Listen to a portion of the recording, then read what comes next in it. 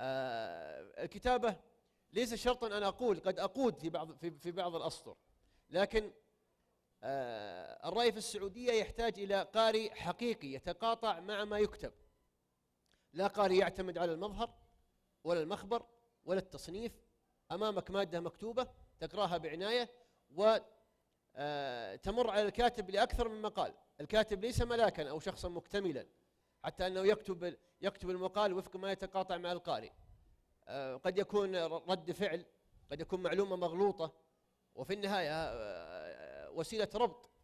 الكاتب متاح له أن يرد عليه في الصحافة، أن يتم التجاوب معه، هو عرضة للنقد، عرضة للمساءلة، لكن لا يتم التعامل مع الكاتب أنه شخص كامل وغير قابل للخطأ، وأن ما يطرحه يجب أن يكون مثاليا 100%. لا، كثير من رؤاي وقناعاتي في بداية كتاباتي تغيرت الفترة الأخيرة لأنه ذهنيتي وعقليتي تغيرت. الكثير يعتقد أنه الرأي في السعودية من 2006 من 2007 لنكون صرحاء من أحداث 11 سبتمبر غير في التشكيلة الثقافية في السعودية، أحدث فوارق ذهنية، صنف كثير من أبناء البلد. في النهاية أعتقد أنه هناك كثير أمور رئيسية لا نساوم عليها: الدين أولا، الوطن ثانيا، حضورنا نسيجنا المتماسك لا نساوم عليه. إما أنه نقرأ لفلان ونترك فلان ونعتبر أنه الرأي مجرد هدر. لا، الكلمة نافذة، الفكر خطير، ودور الرأي دور مهم جدا. لكن لكي نحترم الرأي في السعودية لابد أن يتقاطع مع قارئ مثقف وواعي، أو لا يدخل نفسه في هذه المجالات أو في هذه الصعوبات التشنج الموجود عندنا داخل الرأي السعودي. جميل جدا. الكاتب في اليومي أو الكاتب الصحفي أو لو قلنا المثقف له مجالات وله خيال واسع، وربما ينطلق ويتسع أمامه الأفق كثيرا، لكن لا بد أن يكون هناك محاذير يصل إليها ويقف. يعني بودنا أن تشرح لنا تلك المحاذير التي تقف أمام الكاتب الصحفي. أنا سأكون صريح معكم، المحاذير هي ثلاثة. المحذور الأول هو الدين بثوابته. أما ما خلاف الدين، الأمور الجدلية والخلافات الفقهية والأفكار المتداولة، هذه متاحة للرأي، ولا نحتقن إطلاقا أمام هذه الأمور. كثير من الآراء الفقهية والقضايا اللي حصلت في الفترة الأخيرة نغضب لأننا كتمنا ضد فلان أو قلنا ضد فلان، في النهاية ظل فلان عرضة للخطأ. المحذور الأول هو الدين بقواعده الأساسية وثوابته. المحذور الثاني ولاة الأمر. نحن بيننا وبين أيديهم بيعة، ولاة الأمر يجب أن لا نتجاوزهم في الأول والأخير. المحذور الثالث هو السياسة، موضوع السياسة اللي تنتهجها البلد. السياسة هي موضوع أكبر من أن نناقش فيه. قيادتنا هي على علم وعلى دراية بما تتخذه، وبالتالي أنا على الصعيد الشخصي أرى أن هذه هي الثلاثة محاذير. ما يخرج من هذا الإطار الثلاثي لا أعد محذورا على الإطلاق. جميل جدا. ذكرت في بداية حديثك ضيفنا الكريم في المحور السابق في مسألة التصنيفات، حينما يقرأ القارئ أو ربما يصنف بناء على الشكل كما ذكرت. الكثير من الكتاب الصحفيين ربما يحدوا هذا الأمر إلى أن ينهج مجال معين حتى يكتب فيه لكي يقرأ له القارئ أو يقرأ له مثلا أو يستمع له المستمع. أي مجال تحب؟ هل جميع المجالات أم أنك تنتهج مجالا معينا حتى يكون مقالك في أيدي القراء؟ عندما كنت أكتب الرأي بشكل أسبوعي كنت كاتبا اجتماعيا، وأنا مصر أن أكون كاتبا اجتماعيا لأن القلم أمانة أولا وأخيرا، والقلم إذا لم يضمد جرحا أو يوقف ألما أو ينقل معاناة لا يحسب قلم على الإطلاق. لكن الكتابة اليومية تختلف تماما. أن تكتب تستدعي أفكار كثيرة، تحتاج أن يكون لديك مسودة يومية للكتابة عن هذه الأفكار، فبالتالي التنوع مطلوب. تنتقل اجتماعيا، إنسانيا، أحيانا سياسيا، أحيانا تمر بعض الأحداث اليومية من مهمتك ككاتب أن تتناولها.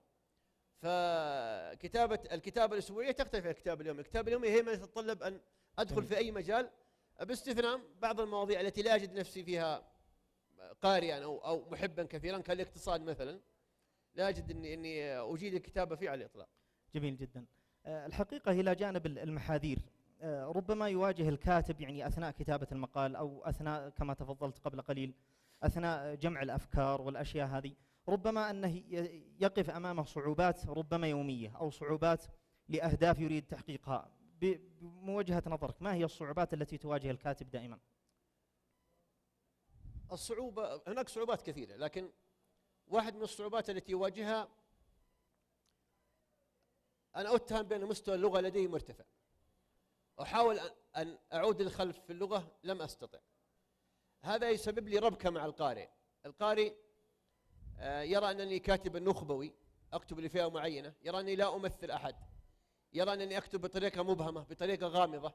هذه واحدة من المشاكل التي تواجهها. المشكلة الثانية أنه أيضا القارئ يحاكمني على سطر لكن لا يحاكمني على مقال كامل. ربما أكتب كلمة تؤول أو لها مفهوم الشخصي يحاكمني عليها ويشطب المقال بالكامل. أحيانا حتى يساء لي بشكل مباشر. وأضرب مثلا على مثال حدث لي قبل 3 سنوات. في رمضان تقريبا حدث عمل إرهابي لتفجير الأمير محمد بن نايف. من اتهم في التفجير أو المنفذ كان من محافظتي من رجال ألماء. وبالمصادفة بعد تقريبا شهر كان أول مواجهة للإرهاب الشهيد عسيري من العكاس تقريبا في الدرب نقطة الحمراء. في رمضان كان هناك ردود فعل في بعض المنتديات المتعصبة جدا، وأطلقوا على منطقة عسير أفغانستان السعودية.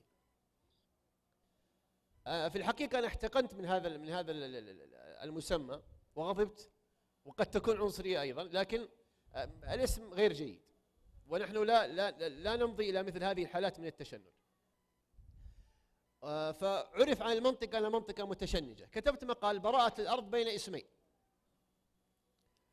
وقلت فيه أنه حتى وإن خرج أخطأ أحد أبنائنا أو يعني قادة مجهول إلى تصرف قبيح أو شاذ، إلا أنه المنطقة في أول مواجهة للإرهاب ضحت بواحد من أبنائها. أخذ المقال ووضع في منتديات المنطقة وكتب براءة الأرض بين اسمين وبين قوسين الألمعي والعكاسي.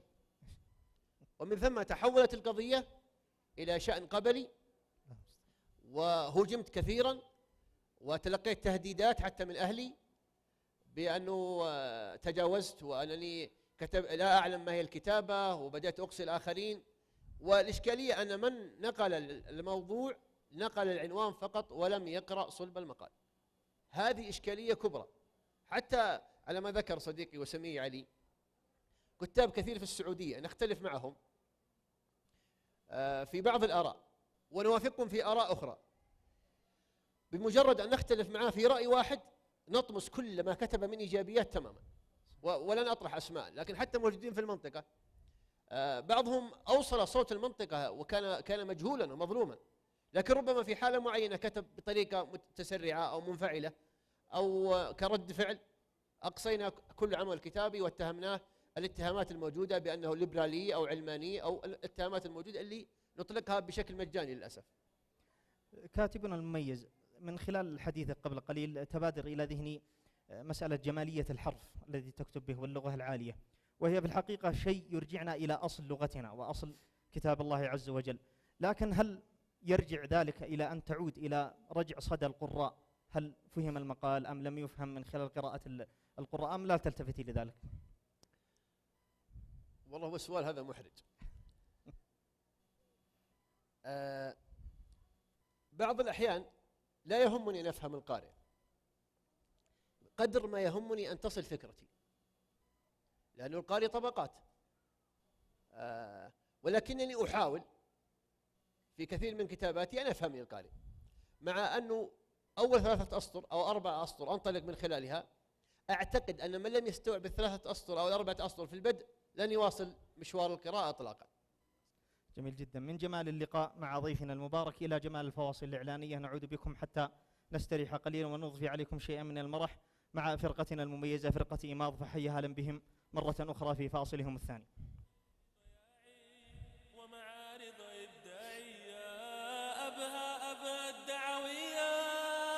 خيمة أبهى الدعوية تدعوكم كل عشية بمناشطها الحيوية وبرامجها النوعية. خيمة أبهى الدعوية تدعوكم كل عشية بمناشطها الحيوية وبرامجها النوعية.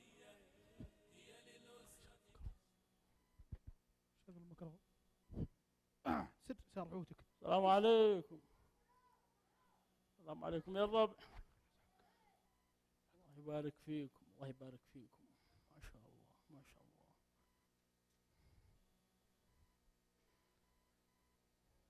سر سرعوتك. امشي. اكبر على هذا الولد. امشي. مرحبا. مرحبا يا سلام. يلا انت حييهم. سر سرعوتك. امشي. لا والله ما تفعل. خلني ارمي. حلفت ما تفعل. السلام عليكم. سلام مرحبا. عليك يا احمد. حياكم الله. كيف انت؟ كيف الحال؟ مساك طيب. مساكم طيبين. كيف حالك؟ التربية. ايش تربيه؟ تعال. ايش بلا يسلم على راسي مثل عوادي كيف يوم يسلمون الحال؟ عليك. ايش ما يفعلون؟ حسبي الله ونعم كيف الوكيل. حالكم؟ طيب. خير ابشرك نحمد الله. مساكم بخير. كيف انت شو الله اخبارك؟ يرضى عليك. عساك طيب. الله يسلمك. اقعد اقعديني. ايش بك على الولد؟ يا رجال ذبحني. لا يضحك. لا يضحك. ضربته. روش سب الماء. كديته في البلاد. اشقيته. سيرته للنوادي الصيفيه. سيرته للمراكز. سيرته مع عوال الحلال. لا يضحك. بس يضحك وانت كذي. اعوذ بالله. ويضحك. هو فارس دي. في فارس ايوه. ليش عليك الله هو زيد لا يضحك. والله لا هو يضحك معك الله يعطيك العافيه. الله انت الدغدغه. ايه خذتها بالمخرش. ادغدغ اليوم كله. لا يضحك. خذها بالصاروخ. رب الله هبله. لكن اسمع. ها. الضحك بغير سبب قلة ونقول قلة أحاكي أدب. أتلفت فيه. أحاكي لا ضحك لا بسبب ولا ودي يقل أدبه ويضحك. غير لا يضحك. مرة ما أدري كنا إنما أضرب. ما دريت. أنت قد شفت سنة أنت من يوم ما خلق؟ قد شفته. اسمح لي شوية. إيش تبغى؟ يعرف لهم العوال. إيش تقضي؟ كيف هو يتبول في الليل في السرير؟ ما قد عين شيء غرق لكن عز الله الفراش أصفر. عرفت اني اتلفت في عيونه. ايوه هذا معروف. عنده انفصام في الشخصيه. عنده ايش؟ انفصال في الشخصيه. كيف انفصال؟ يقولون عنده انفصال في الشخصيه. هذا اللي يدورون له في امريكا وفي هذا اللي يدورون له ذي. هذا الوسخ هذا. عيناتك وامثالك شبه لا يضحك مع العرب. خاطري انه زين يا اخي واني اضحك لكن لما هذا عيله انت بلاه. انت حينه انت. حج بسم الله الرحمن الرحيم. سمي اذا دخلت البيت. شوف هي نحط يبكي. اني افعل. حسبي الله عليك انت وولدك. ودي انت بدك تروح مكان معك في كل مكان. غلط. لما غلط يقولون غلط لازم انك تخليه مع الناس واذا اخطا لكن لما انك فيه يا اخي لا ليس لي بخليه يخرب يذيع عوال خلق الله. الله حسبنا ونعم الوكيل. قد فكيته يفقع راس ولا يكسر قزازه ما اتحمل انا.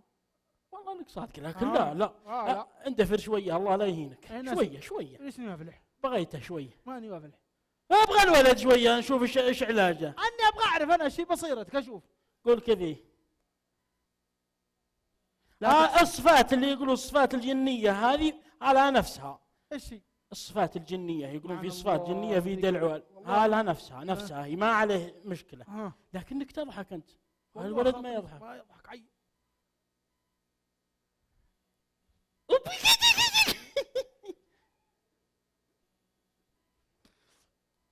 الله يقلعك عود يبكي. الله يدحنهم اللي يضحكون. ايوه اضحك مع العرب الله.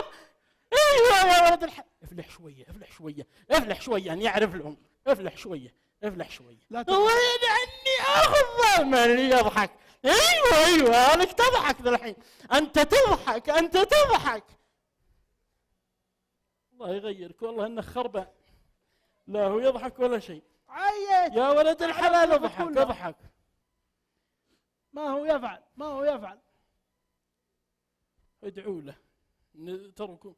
وش بك لا تهاب انك حسبي الله على عدو. ابلها ايش؟ كان يبتون والونحن كراسي نستقعد عليه كل عرب. والله هم كانوا باتيك خفيفه. صل على النبي. بجيب الحل الاخير. لا ينفع فيك ما عليه. وش تاتي؟ اصبر باجيك ذا الحين. اين تسير؟ باتيك ذا الحين. يا ولدي اضحك. اضحك انت اضحك اضحك. والله اليهود. اضحك اضحك ارقد يدك اضحك اضحك اضحك اضحك. قد خبطته الين شبع عيا لا يضحك. اصبر اعرف لهم العوال ذولي 2013. حسبي الله عليك كانك ما تضحك يا وسخ. ايش بك لا تضحك؟ هذا اللي بتضحك ذا الحين. اقعد قاعد. هاي لا تضيمه بنضرب ترني قد الله قدك تحنه ذا الحين. بنضرب اني بديك انت. لا والله هو بدي الولد وجيت هلذعه. حسبي الله ونعم. تراها غاليه شغلتي هذه ما اشتغل الا 3000 وفوق يا رجال ان الشيمه تغطيها كلها. هذا المهم اسمع الكلام. يا ابك اسفل مد الا بشيمه الشيمه تغطيها كلها. تعال ايش تقرب لنا بيوصل بينكم. لا تفلح انت وابوك. اين الموجب حقه؟ ارقى هذه اليمين. فين؟ سنان احمر الموجب؟ والله ما اعلم اخاف انه حار ذا عندك. الاحمر الموجب يا الربع. جيت معهم ثقله. الاحمر الموجب قد دريت. هات. بسم الله الرحمن الرحيم. اللهم انا منك واليك. اصبر لا تشبكه الهطم الكهرب. اصبر ان شاء الله انت تضحك. ان شاء الله انت تضحك ذا الحين. ايوه يبلحم كذا. ارقه يبكي. اصبر انا باقي ما قلت. ارقه يبكي ارقه كظمت ولا ما انا يبكي من يوم خلق. اصبر والله انه يبكي انك صادق. اعطني يدك اليمين. يدك اليمين. ايوه اليمين. امنعني من المشاعر نفسك. لا ابشر بالخير. ايوه اصبر لا تحرك. لا تحرك اصبر. اندفر منها شويه 10 الاسلاك. اندفر ورا شويه. لا ما في من اندفر شويه لا تكثر. ما في الله يهديك. يلا يا ربي يلا يا ربي انه يدفع. الله يا ربي انه يدفع. اصبر اذا قلت لك ايش بذيها الوه؟ انا بشبكه هذا الحين انت عرفت. طيب واذا شبكته اضحك ضحكه صغيره اهدنا ما لا تنفض الولد في يقع فحمه. شويه اهدنا ما يعني اذا ضحكت ويضحك يضحك يشتغل. هذا يسوونها في كل مكان. اشبك الله يرزقك. لكن صغيره هب صغيره عرفت شويه. ويقعني اخذ صغيره هيا بسم الله. صغيره ادنا ما وهف ولد وهف شويه بالهويه. والله انها اشتغل.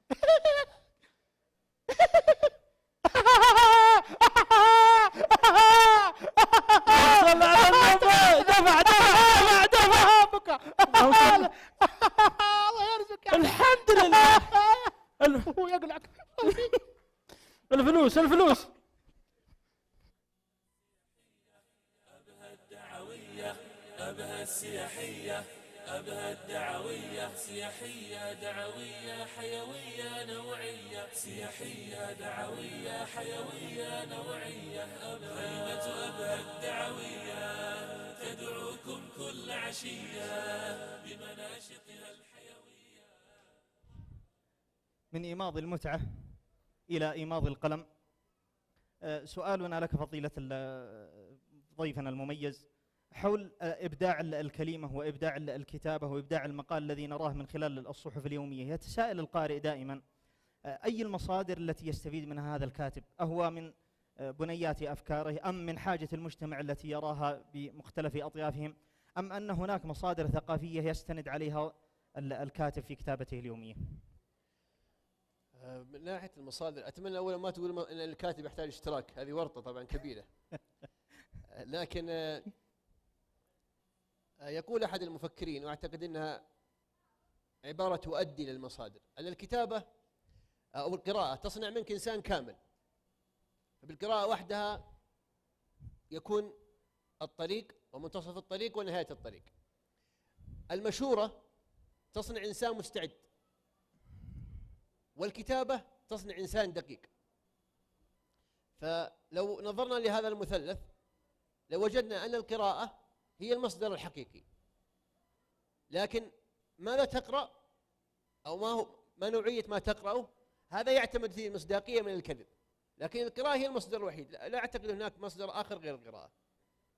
جميل جدا. رأيناك في بداية وفي مطلع هذا العام المميز تميزت من خلال يعني مقال في صحيفة الحياة في زاوية عنوانها تقاسيم، والتي كان يكتب فيها الأستاذ والإعلامي داود شريان، فأتيت بديلا عنه إعلاميا. كيف كان يعني وقعها على مجالك الكتابي والإعلامي؟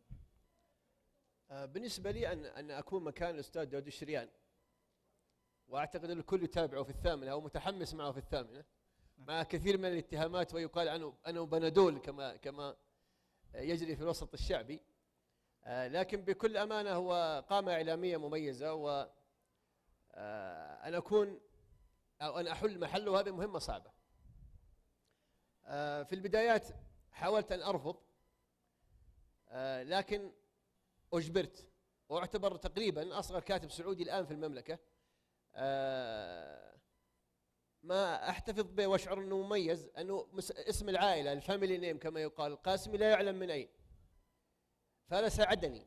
لا يعتقد إطلاقا أنني تهامي إن صحت التسمية ومولود في جبل. فمن 2006 إلى فترة قريبة الكل يعتقد أنني لست سعوديا، إما إماراتي أو سوري، وإماراتي بشكل أكبر يعني. فهذا بمدلول الاسم. مدلول الاسم، فهذا لم يوجه لي نقدا. على العكس، النقد اللي يواجهه كان الكثير كان يتهمني لماذا لم أحصل على الجنسية، ما دخلي في شأن محلي، ما علاقتي في أمور اجتماعية. بدأت التصنيفات الأخرى. بدأت التصنيفات الأخرى. لما انتقلت الكتاب اليومي أصبحت مكشوفا أكثر. الشأن المحلي أناقشه يوميا، تكلمت عن منطقتي في أكثر من أمر، ومن هنا انكشفت أنني جنوبي. التهمة التي أحاول أن أهرب منها في الكتاب اليومي أن لا أعتبر كاتبا مناطقيا، لأنها هذه التهمة تقصي الكاتب فورا. أنا كاتب لجغرافيا كاملة، أتحدث عن شمال، أتحدث عن شرق، غرب، جنوب، عن أي وجع يمر على الخريطة الوطنية من حقي أن أكتب عنه. أتمنى أن أكون يعني قلم مميز، اللهم إن كنت تقريبا منذ شهر، لأنني لم أستطع أن أكتب بشكل يومي. الكتاب اليومية إن صحت التسمية محرقة حقيقية، لا سيما في صحيفة نخبوية كالحياة لا تجامل الكاتب، العمل التنافسي فيها عنيف قليلا، وفي النهاية أنا يهمني اسمي. لا أعتقد أنه يرضيني أن أخرج فورا أو أخرج بشكل سريع. فبالتناوب والتنسيق مع رئيس التحرير من 1/6 أصبحت أكتب يوما عن يوم، فتنفست كثيرا. شعرت بأنه الكتابة اليومية تحتاج إلى إنسان متفرغ، ولذلك من يكتب يوميا في الصحافة السعودية ونحن نقرأ له لا نلومه إن أخطأ أو تهور أو تسرع. هو مطالب ب400 كلمة، ب350 كلمة يوميا، ويظل إنسانا معرض للخطأ ومعرض للقصور، ونحترم مهمة الكاتب. الكاتب ليست مهمة عادية، والكتابة ليست فعلا عاديا على الإطلاق. ومن يجرب العمل الكتابي الأسبوعي أو اليومي، لأن الكتابة مهمتها الالتزام، بالإمكان الإنسان أن يكتب في الشهر مرة، كل 15 يوم مرة، لكن أن تكتب بشكل يومي هذا هو الأمر الموجع جدا.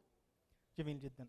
القارئ الكريم بدأ ينحى الآن يعني منحى إلكتروني، ويمل من شراء الأشياء الورقية حتى يقرأ تلك الأشياء المميزة في الكتابة اليومية، ودخلت مواقع التواصل الاجتماعية في مجالات الكتابة، وأشهرها تويتر، وحلت يعني وزاحمت كثيرا من الصحف اليومية الورقية. كيف ترى دخول هذه وأثرها على القارئ الكريم، وكذلك كيف أثرها عليكم أنتم أيها الكتاب الكرام؟ وسائل التواصل الحديثة أو وسائل التواصل الإعلام الجديد، تويتر، فيسبوك، سحبت البساط من الصحف الورقية قطعا، على أقل تقدير للجيل الجديد. الجيل الجديد لا يؤمن بالصحيفة الورقية ولا يلتفت لها على المطلق. ونضرب مثال تجربتنا مثلا مع صحيفة الوطن حاليا. في بدايات الوطن كانت هي مكتسحة السوق، الآن يعتبر ما يلتفت لها أشخاص قليلين. صحيح. وسائل التواصل الإعلامية قدر ما هي قدمت كثير من الأسماء الجديدة، إلا أنا أرى بشكل آخر أنها بقدر ما فضحتنا كثيرا على الجانب الآخر. جميل جدا. نرى في مجتمعنا والله الحمد يعني خاصة من ناحية مسألة المواقع الاجتماعية كتاب مميزين يختصرون أفكار كبيرة جدا وربما مقالات في 140 حرف، لكنهم لا يجدون متنفس ولا يجدون بالأحرى مجالا يستطيعون الكتابة فيه. كيف يمكن للشاب المبدع المثقف الذي لديه من الأفكار الجميلة جدا والتي يخدم بها مجتمعه ويخدم بها أمته، كيف يمكن له أن يصبح كاتبا مميزا؟ أعود في إجابة هذا السؤال للقراءة. القراءة هي الداعم الحقيقي لأن تكون مشروعا في أي رغبة لديك. كانت هناك صعوبات قديمة، الموهوب لا يجد مكانا، الصحف قليلة، وسائل الإعلام منحصرة على أسماء معينة وعلى جغرافيا معينة، بالتالي يجد الإنسان صعوبة. لكن في وجود وسائل التواصل الحديثة حاليا أعتقد أن أي موهوب باسم مستخدم وكلمة سر يستطيع أن ينشر ويقدم كل ما لديه. جميل جدا. في مشوارك الصحفي والكتابي كيف ترى يعني مشوارك مع الكتابة اليومية الفعلية كما أسلفت قبل قليل يعني بشكل أوسع وأكبر؟ الكتابة اليومية أقول مجددا هي محرقة ومتعبة جدا، ولو يعني لولا معاني منه الأزمة الأسرية. الأسرة تحديدا ما تعي مثلا ماذا يعني الكاتب أو ما هو التزامه اليومي. في الستة شهور الفائتة أكثر من كنت أصادم وأصارع هم أسرتي، لأنه أنا مشغول، إما أنا أقرأ أم أبحث عن فكرة أو أتابع برنامج. فضلا عن عملي، أنا عمل يبدأ من 7 للثالثة وعمل جاف قليلا، فلا يوجد متسع من الوقت. الكتابة اليومية تحتاج متفرغ. جميل جدا. قبل أن نفاجئكم بمفاجأة من ضيفنا الكريم وحتى نجعل له متسعا ومتنفسا للتهيئة، نقف مع فاصل إعلاني مع فرقة إيماض. بمناشطها الحيوية وبرامجها النوعية هي للأسرة كالشمعة تجمعكم أجمل جمعة، يا من ترجون المتعة ببرامج إسلامية. أولاها فيصل هماه وحداها نحو القمة وكفاها كل ملمة، فله بالحب تحية، فله بالحب تحية. أولاها فيصل هماه وحداها نحو القمة وكفاها كل ملمة، فله بالحب تحية، فله بالحب تحية. أبها السياحية أبها الدعوية، أبها السياحية أبها الدعوية.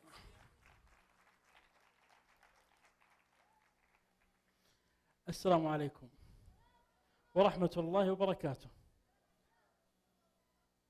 هذا الشايب الطاعم نبغاه يجي. أيوة أنت يا والد نبغاك تجي. ما يسمع. طيب أنت يا والد، أيوة تعال صفقوا له.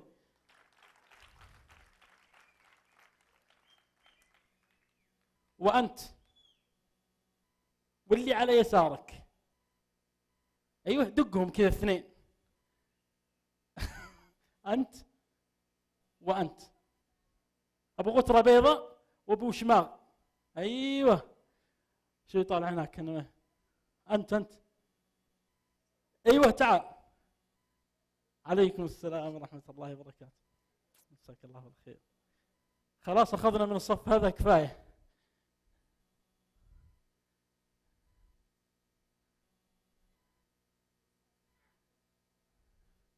أبو قميص أسود، أبو قميص أسود تعال تعال تعال. صفقوا له يا الربع، صدق ما يجي إلا بس تصفيق.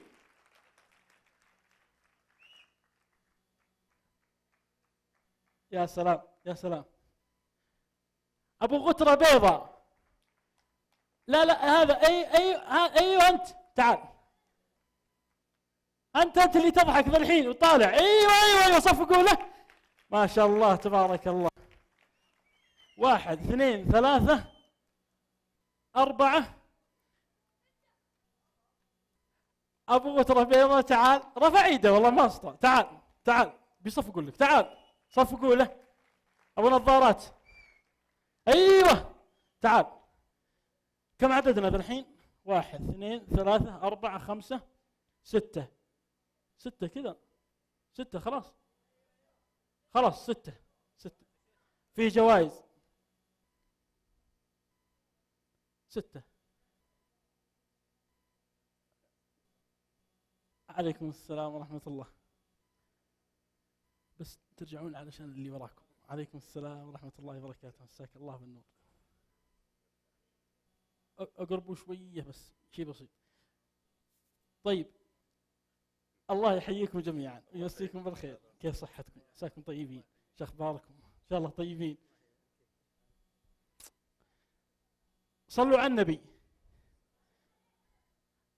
هم يصلون على النبي بس. طيب صلوا على النبي يلا. اللهم صل وسلم عليه. هذول 6 أشخاص، كل واحد منهم سيحصل على جائزة. كل شخص منهم سيحصل على جائزة. يستاهلون؟ غصب عني. طيب الشروط، ناخذ اسماءكم. سليمان يحيى الحفظي. بقول لهم إذا أحد قال اسمه تقولون ونعم، خلاص بس بصوت، نبغى الخيام هذه تنفض. الاسم؟ سليمان يحيى الحفظي. بندر عبدو أحمد. صالح الشهراني. علي محمد لاحق. موسى مانع. سالم سلاح القرني. ونعم بكم جميع. طيب من اللي قال ما عليك زود؟ تعال، والله انه بطل هذا الولد، صفقوا له. ما شاء الله تبارك الله. ومن اللي قال على خشمي؟ واحد يقول على خشمي. انت تعال، لازم اننا نعطيهم مكافأة. لبق اسرع لبق. ايش اسمك؟ مصعب محمد سيد المندي. ليش بقى ما هي زي اللي قبل؟ عبد العزيز سعد عبد الرحمن ظفراء. خلاص بدون صياح ذا. طيب المسابقة سهلة جدا، كل شخص منكم سيحصل بإذن الله على جائزة بإذن الله. سأعطيكم آداب. ايش معي 2؟ خل هذا معك يا أبو. بأعطيكم آداب من آداب النبي صلى الله عليه وسلم. صلوا على النبي أنتم، برضكم تصلون على النبي. اللهم صل وسلم عليه. سأعطيكم آداب من آداب النبي صلى الله عليه وسلم. آداب في النوم، آداب في الأكل، آداب في قضاء الحاجة، آداب في زيارة المريض. خلاص. وبينما أنا أعطيكم هذه الآداب بأقول لواحد منكم بس جو. إذا قلت له جو يجيب لي حيوان من حيوانات الجو، يعني طائر، غراب، صقر، المهم. ويمكن أروح لواحد ثاني وأقول بحر. إذا قلت بحر جيب أي سمك من أنواع البحر، أي سمك من أنواع البحر أي بحر من أنواع السمك. إيش هي؟ أي سمك من أنواع البحر، أي سمك في البحر. خلاص سهلة جدا.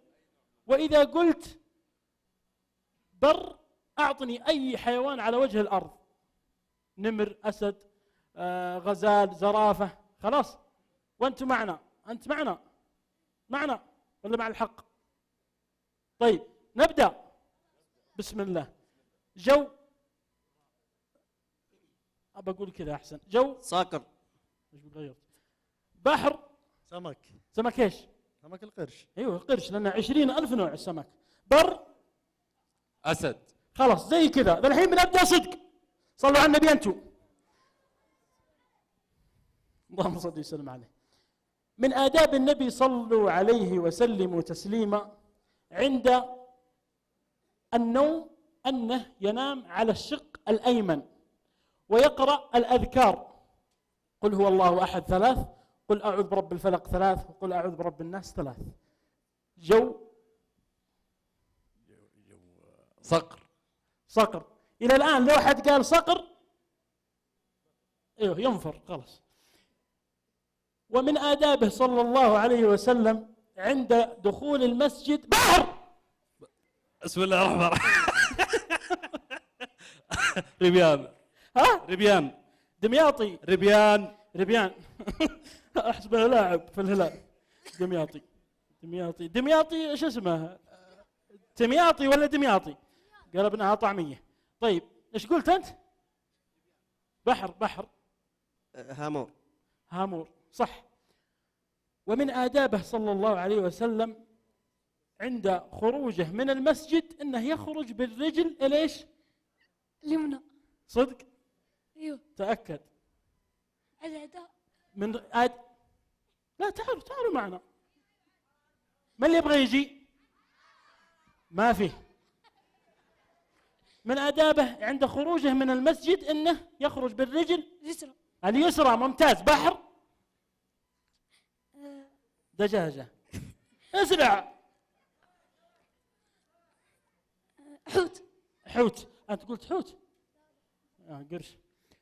ومن آدابه صلى الله عليه وسلم عند سفره بر. أسد. من اللي قال أسد؟ أنت قلت أسد. قل والله.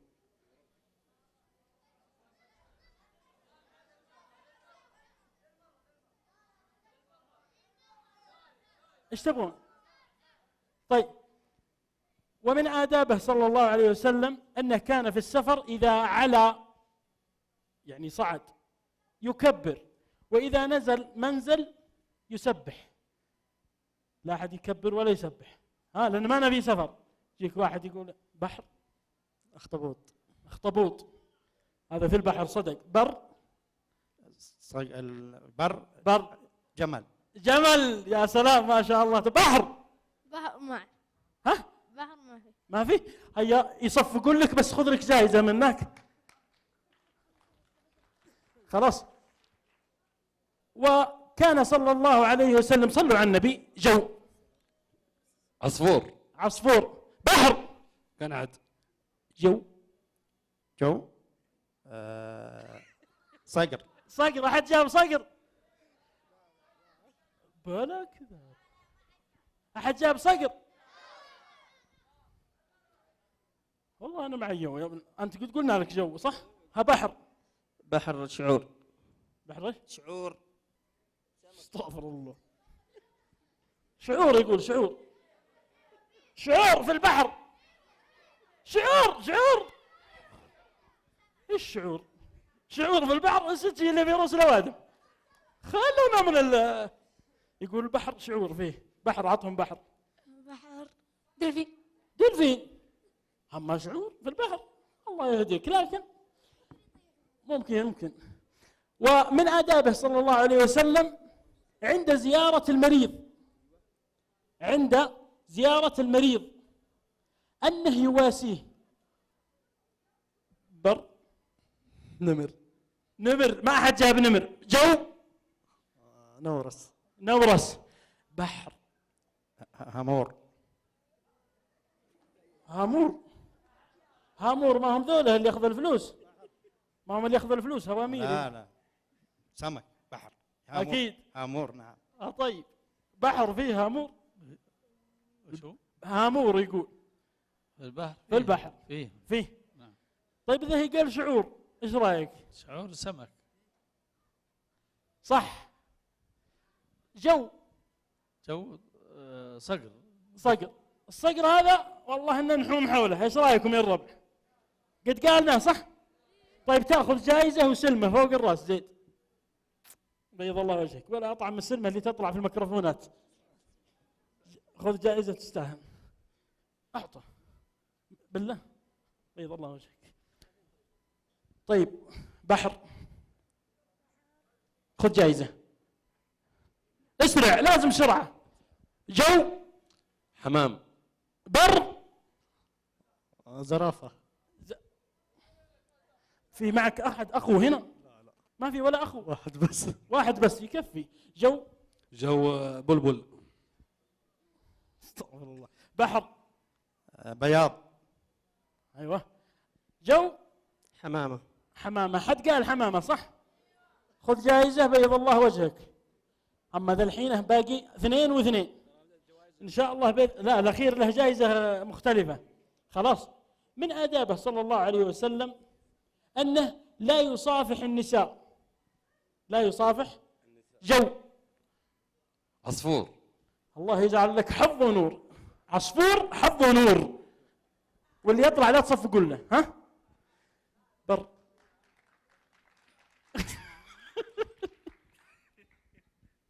بر. ياخذ جائزة. تستاهل جائزة. ايش بهم يقولون كذا؟ ترى الاخر واحد له جائزة طيبة. جو. نحلة. والله صح عليك، بالله تصفقون. بسم الله عليك بالرحمن الرحيم. شوف هجو. دبور. امشي انظر.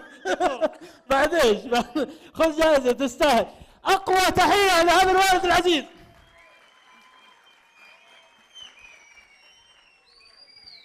اسمك؟ علي محمد لاحق. يا شيخ علي، هل تخيلت في هذه الليلة انك ترجع بجائزة جوال؟ لا. وقد حصل على جائزة جوال معنا في هذه الليلة، يستاهل. صفقوا. بيض الله وجهك. تفضل. أشكر القائمين على هذا المخيم وأطلب وأرجو من الله أن ما قدموه في ميزان حسناتي. السلام عليكم ورحمة الله. بيض الله وجهك وجزاك الله خير. الجوال بيجيك إلى حدك موجود. قصيدة يقولون عندك قصيدة. اسمحونا يا رجال. ترجع بس شوية وراء.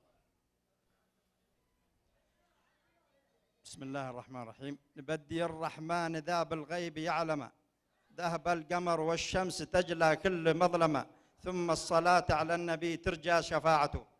والسلام عليكم. بيض الله وجهك وجزاك الله خير. الجوال سيصلك إلى مكانك. الجوال سيصله إلى مكانه.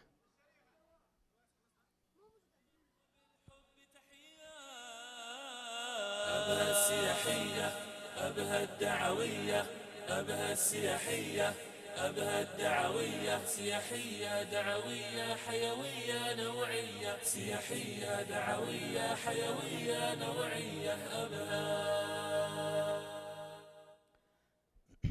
حضورنا الكريم في محطتنا الأخيرة مع ضيفنا المميز الكاتب والإعلامي المهندس علي بن عبد الله القاسمي. سؤال يتبادر إلى الذهن دائما وهو رجع صدى الكاتب، والقارئ يعني أس رئيسي وركن أساسي في مسألة كتابة التقارير اليومية أو المقالات اليومية أو المقالات أو الأعمدة الثقافية في الصحف، والكاتب دائما ما يركز على القارئ. ما هي علاقة الكاتب بالقارئ؟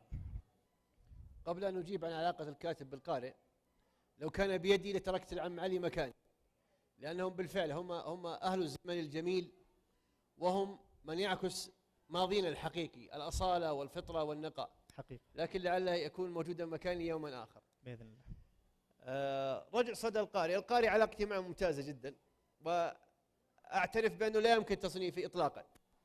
أنا خطي واضح وطريقتي الكتابية مستقلة. جميل جدا. فلا أعتقد أن في تشنج أو حالات خلاف أو صدام مع القارئ. طبعا اختلاف الرأي اليومي أو الأسبوعي هذا قطعا موجود في محيطك الصغير، فما بالك بمحيطك العام كقارئ. جميل جدا. الحقيقة الكاتب له دور مميز في مجتمعه وله بصمته الواضحة من خلال كتاباته، من خلال دوره الثقافي، من خلال الإلماحات التي يلمح بها في مقالاته اليومية. ما هو دور الكاتب الرئيسي في شتى المجالات في مجتمعه؟ الدور الرئيسي أن ينقل الحقيقة، هذا أمر هام. الأمر الثاني متى ما استطاع أن ينقل وجع أو جرح أو معاناة أو هم إنساني، أعتقد أنه يقدم دور كبير. جميل جدا. كلمة أخيرة وبصمة تختم بها هذا اللقاء الجميل في خيمتنا المباركة. لا أخفي سعادتي بالتواجد في الخيمة الدعوية في ثوبها وحلتها الخامسة. كنت متواجد العام الماضي أيضا. تواجدي ليعلم أننا فريق عمل واحد ونحمل نفس الهم ونفس الرغبات ونفس الطموحات وسعداء تماما بما يقدم خلال الخيمة الدعوية.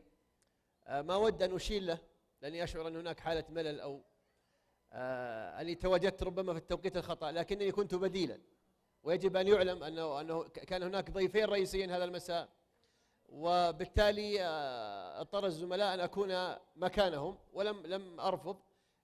كجزء مني من المساهمة والمشاركة لم أعد شيئا على الإطلاق، كنت تلقائيا وفطريا. أتمنى أن تقبلوني كما أنا حضرت هذا المساء. أشكر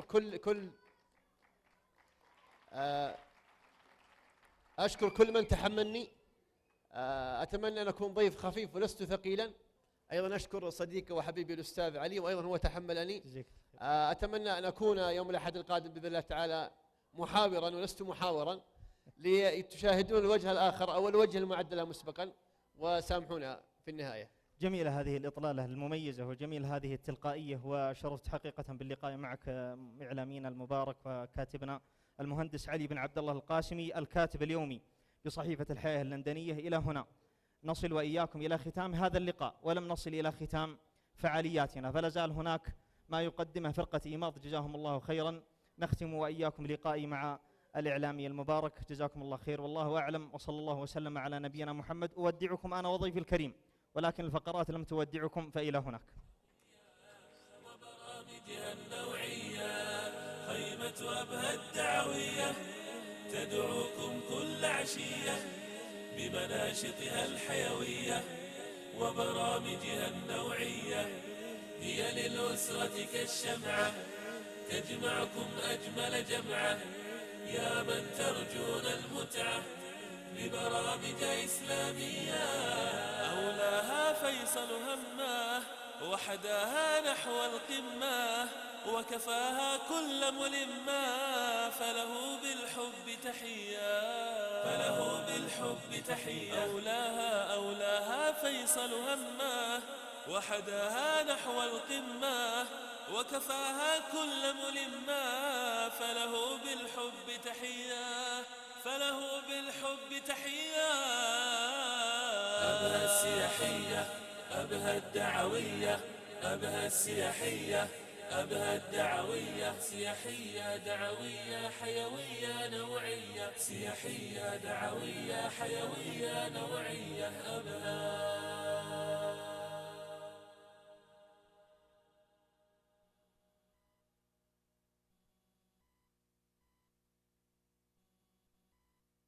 أبها السياحية أبها الدعوية أبها السياحية أبها الدعوية. سياحية دعوية حيوية نوعية سياحية دعوية حيوية نوعية أبها. خيمة أبها الدعوية تدعوكم كل عشية بمناشطها الحيوية وبرامجها النوعية.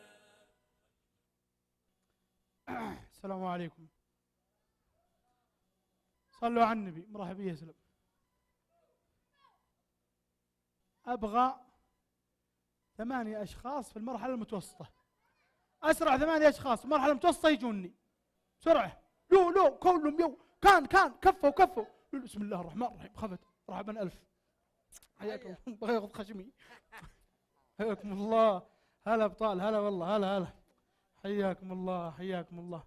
طيب مرحبا ألف يا أخواني. نبغى 8، ما نبغى صف مرحبة. 1 منين يا ذيك؟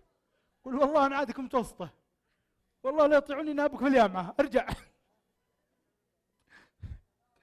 1 2 3 4 5 6 7 8. من هنا فقرة أخرى إن شاء الله. تفضلوا. معلش والله ما ودي، لكن خيرها بغيرها. صفقوا لهم. حياكم الله، أهلا وسهلا. كل 2 سوا، يلا كل 2 سوا. طيب ممتاز.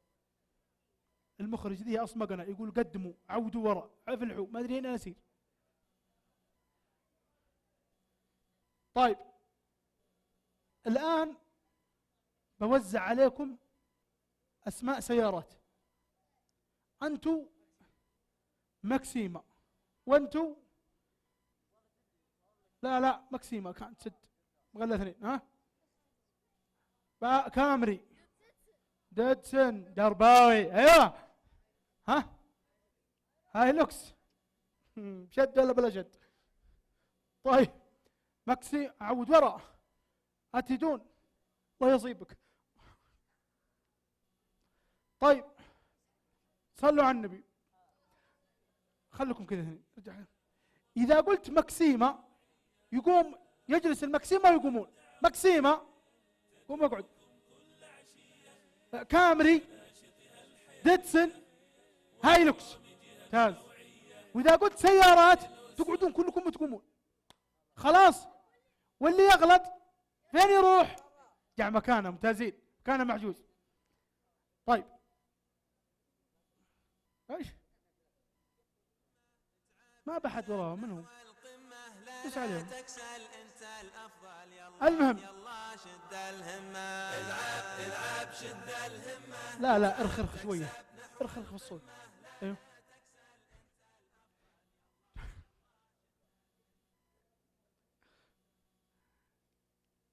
جاء عن النبي صلى الله عليه وسلم انه كان اذا ركب الدابه ابتسم وقال سبحان الذي سخر لنا هذا وما كنا له مقرنين.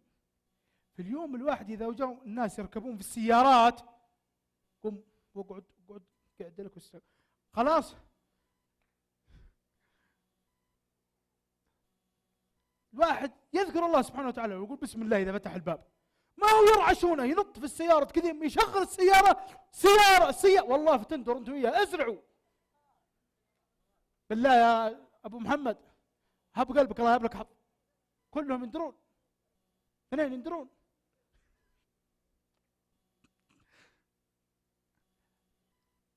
فإذا ركب الواحد السيارة يذكر الله سبحانه وتعالى ويمشي. شغل السيارة بشويش. إذا كانت كامري شغلها بشويش، ولا مكسيمة ولا دهايلوكس ولا ديدسن، يعني شغلها ويمشي على هنا. فإذا وصل بده يبغى يلف مثلا على اليمين ووراه كامري ولا قدامه مثلا هايلوكس ولا مثلا يبغى يتجاوز قدامه ديدسن. المهم سيارات، أي سيارة أي سيارة يشوفها لازم يدق إشارة ويهدي ويمشي على مهله، يلف بشويش. وصل عند الإشارة وفي قدامه مثلا كامري. مع السلامة. تفضل تفضل تفضل أسرع. صفقوا لهم فشا كلهم صفقوا لهم. قدامه الشم اللي طلعوا سيارات ياخذون جوائز. تعال عبد الله خذوا جوائز.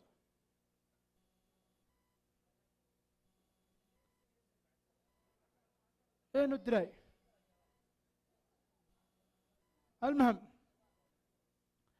فإذا وصل عند الإشارة وفي سيارات ما يصلح الواحد يقطع السيارة يقطع الإشارة وحتى لو كان مع ديدسن، صح ولا لا؟ ولا مع هايلوكس ولا مع كامري ولا مع سيارة. طيب يستاهلون الجميع جوائز ولا ما يستاهلون؟ ما يستاهلون؟ يستاهلون؟ صيحوا يستاهلون؟ يستاهلون. تفضلوا خذوا الجوائز الباقي. تستاهلون؟ يستاهلون. ارجع الميكروفون لكم. الله يسعدهم. يا من ترجون المتعة ببرامج إسلامية، منهجها نهج صافي، نهج بنات أسلافي، لا تدعو للإرجاف أو تنعق بالحرية، لا تنعق بالحرية. منهجها نهج صافي، نهج بنات أسلافي، لا تدعو للإرجاف. طيب ضيوفنا الكرام، الآن جاء موعد السحب على جوائزنا الكبرى. أول شيء أدعو الأخوان في فرقة إيماض يتفضلون عندي هنا.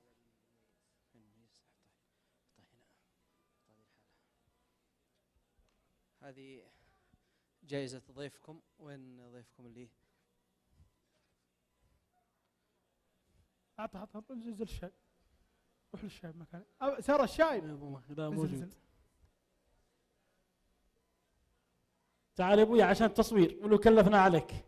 الله يسعد هذا الوجه. حريق.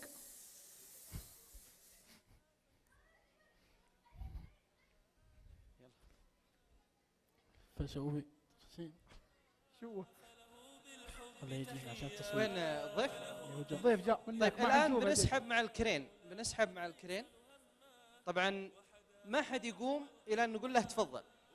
ما هو مجرد أن الصورة تجي على الشخص يقوم مباشرة. لما نقول تفضل يجي مباشرة. تفضل الله يحييك يا مرحبا. أول شيء نتعرف عليك. علي محمد لاحق. حياك الله. تفضل. الله يحييك جزاك الله بالخير. حياك الله. تستاهل.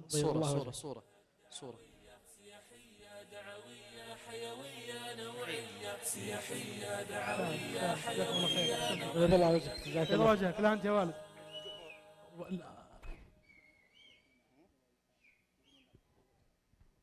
طيب الآن نسحب على جوائزنا وهي أجهزة هاتف جوال، ومن يد ضيفنا الأستاذ علي القاسمي ومقدمنا الأستاذ علي آل سيف. تفضل اسحب لنا مع مخرجنا المبدع.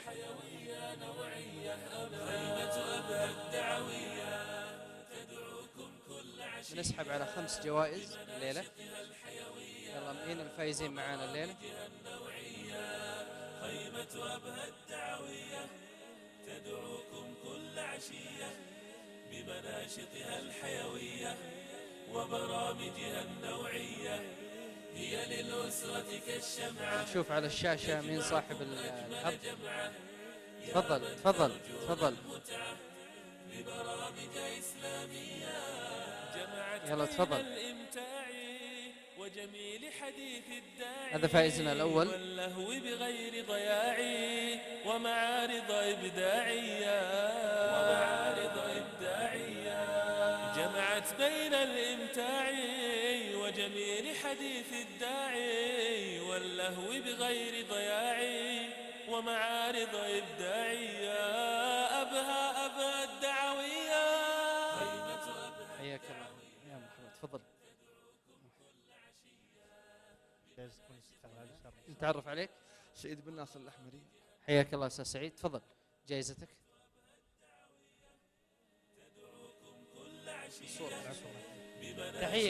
تحية قوية. يلا فائزنا الثاني لهذه الليلة.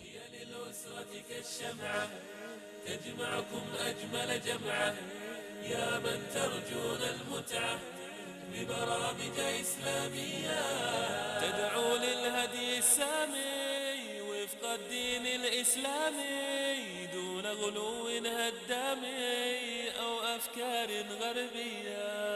أبهى الدعوية تدعو للهدي السامي وفق الدين الإسلامي دون غلو من صاحب الحظ السعيد أو أفكار غربية. خيمة أبهى السياحية هذا فايزنا الثاني. طيب تعرف عليك؟ محسن أحمد مهدي الكعب. حياك الله أستاذ محسن. تفضل استلم جائزتك. الصورة بس اسمع له تحية قوية.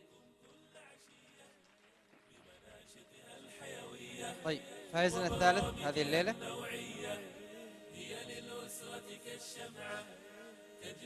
يلا تفضل. فايزنا الثالث لهذه الليلة. وعندنا جائزة كبرى طبعا. من صاحب الحظ السعيد للحصول على جائزتنا الكبرى لهذه الليلة؟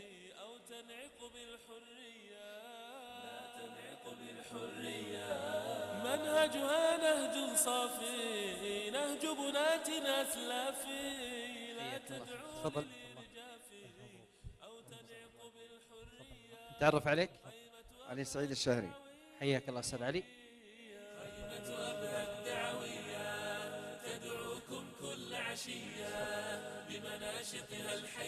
فائزنا التالي. شكرا لك. باقي عندنا جائزتين. جائزة الكبرى معكم. يلا من فايزنا؟ تفضل تفضل تفضل. تجمعكم أجمل جمعة يا من ترجون المتعة ببرامج إسلامية. أولاها فيصل همه وحداها نحو القمة وكفاها كل ملمة فله بالحب تحية فله بالحب تحية. أولاها فيصل همه وحداها نحو القمة وكفاها كل ملمة فله بالحب تحية فله بالحب تحية. حياك الله. تفضل. مبروك مبروك ما شاء الله. تعرف عليك؟ نايف أحمد جابر الشهري. حياك الله أستاذ نايف. تفضل. تحية. اسمع تحية تحية.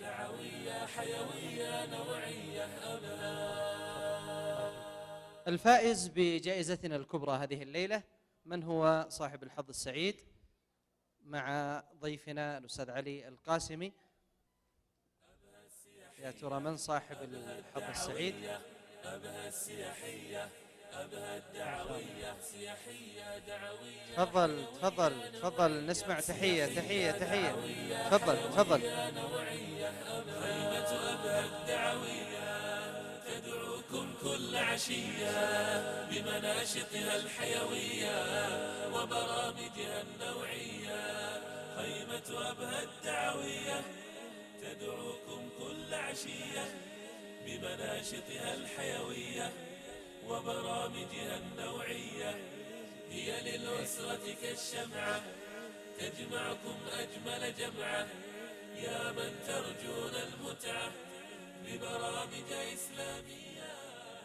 حياك الله. مبروك ما شاء تفضل. الله ما شاء الله. مبروك مبروك ما شاء الله. تفضل. تعرف عليك؟ بدوي سفر عسيري. ونعم حياك الله. تفضل نسمع له تحية تحية قوية. تفضل بس.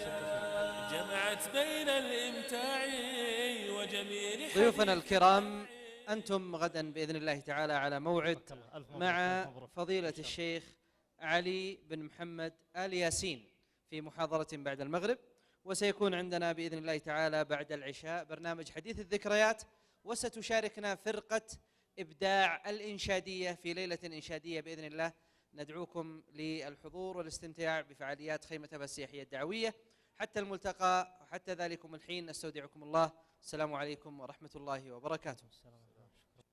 دعوية سياحية دعوية حيوية نوعية سياحية دعوية حيوية نوعية. خيمة أبها الدعوية تدعوكم كل عشية بمناشطها الحيوية وبرامجها النوعية. خيمة أبها الدعوية تدعوكم كل عشية بمناشطها الحيوية وبرامجها النوعية. هي للأسرة كالشمعة تجمعكم أجمل جمعة يا من ترجون المتعة ببرامج إسلامية. جمعت بين الإمتاع وجميل حديث الداعي واللهو بغير ضياع ومعارض إبداع.